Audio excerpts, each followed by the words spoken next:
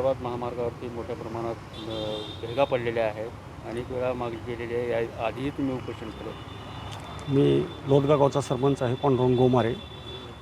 विशेष म्हणजे मी 2 वर्ष झालं आंदोलन करतो आहे. माझ्या गावामध्ये जर बघितलं तर नॅशनल हायवे जे काही MSRD अंतर्गत काम चालू आहे आणि त्या रोडची अत्यंत दयनीय अवस्था झालेली आहे. आणि विशेष करून माझ्या गावामध्ये तर मुख्य चौकामध्ये ऊस वाहतूक करण्यासाठी शेतकऱ्यांना मोठा संघर्ष करावा लागत आहे आणि स्वतःच्या रानातला ऊस आणण्यासाठी JCBच्या सहाय्यानं त्याला धक्का मारून वरी काढावं लागत आहे. मग माझ्या एक निदर्शनास आलं, आपण इतके दिवस झालं न्याय मागतोय आणि न्याय मिळत नाही, तर आपल्यासारख्या एखाद्या लोकप्रतिनिधींनी जर म्हणजे शेतकऱ्यांची एवढी हाल होत असताना बघायचं म्हटलं तर ती मला शोभली नाही. आणि मी आत्ता पण उपोषणाला बसलो आहे. विशेष करून माझ्या गावातील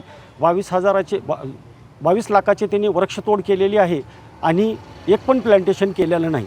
असं की एकदम ओसाड असा रस्ता केलेला आहे. शेतकऱ्यांची दुरावस्था रस्त्यामुळे झालेली आहे आणि गावातून ये जा करण्यासाठी मृत्यूचा सापळा बनलेला आहे.